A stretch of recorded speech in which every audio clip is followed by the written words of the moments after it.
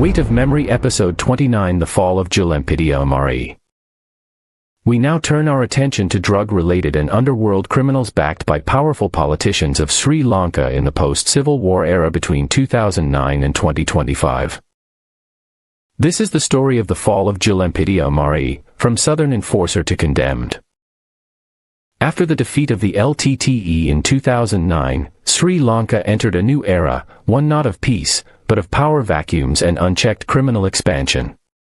Former combatants, disillusioned youth, and politically connected figures began forming syndicates that evolved into 58 major underworld gangs, with over 1,400 active members by 2025.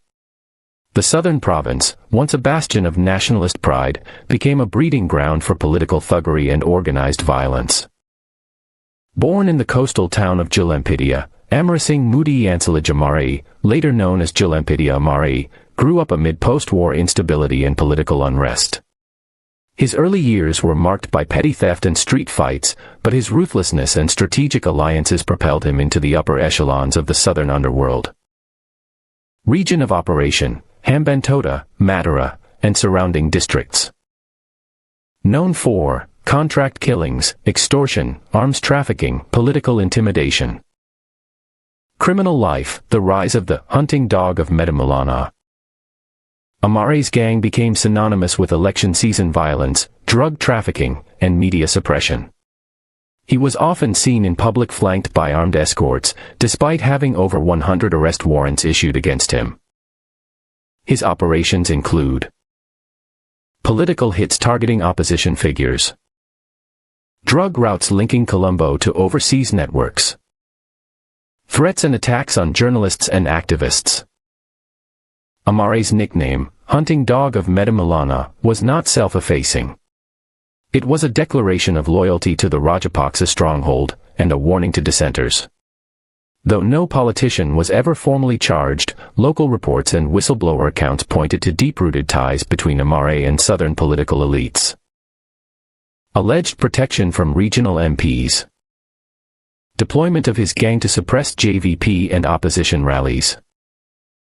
Access to military-grade weapons through corrupt intermediaries. His impunity became a symbol of state-enabled criminality.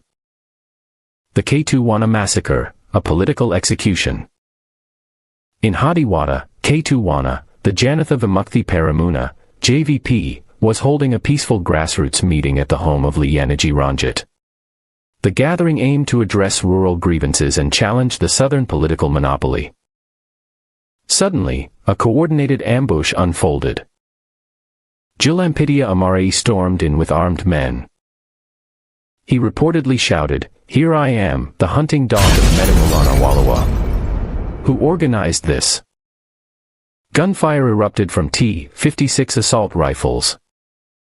Casualties: Edirimanaji Malani, 50, civilian. J.P. Namantha Greshan, 18, youth activist. Pradeep Saranga, 26, critically injured. At the time, Dr. Nalinda Jayatissa, now a JVP minister, was delivering a speech. Amare allegedly aimed his weapon directly at Jayatissa, but the politician narrowly escaped. This was not a gangland hit, it was a politically charged act of terror, meant to silence dissent and assert dominance. Arrest and trial: the collapse of a southern empire.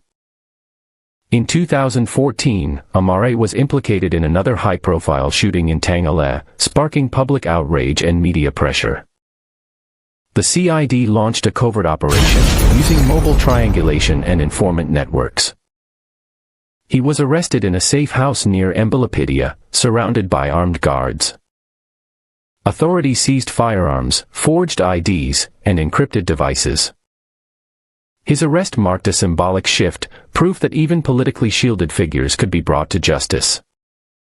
2012, Amare surrendered to the Tangale High Court, fearing retaliation.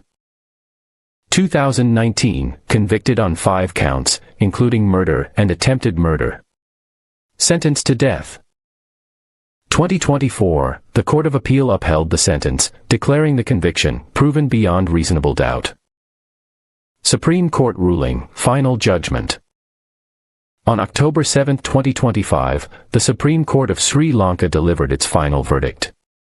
A three-judge bench, Justices Janak De Silva, Sabitha Rajakaruna, and Sampath Wijaran, dismissed Amare's appeal without a full hearing, confirming the Tangala High Court's death sentence.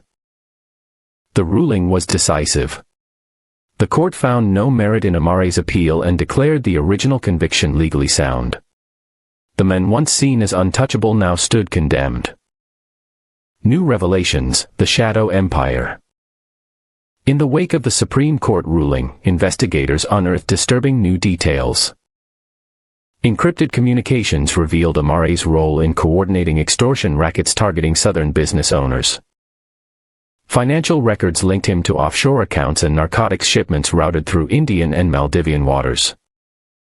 Testimonies from former gang members described torture chambers in abandoned buildings near Wallismulla, used to intimidate political activists. A retired police officer admitted that Amare was feared, but also useful, and that no one crossed him during the Rajapaksa years.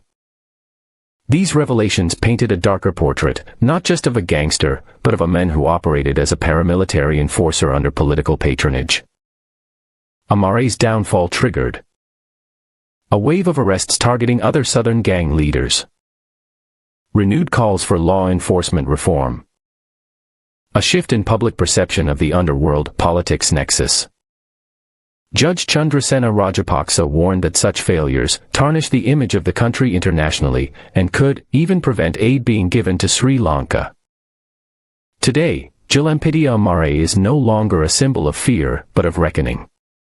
His story is a chilling reminder of how power, violence, and politics can intertwine, and how justice, though delayed, can still prevail.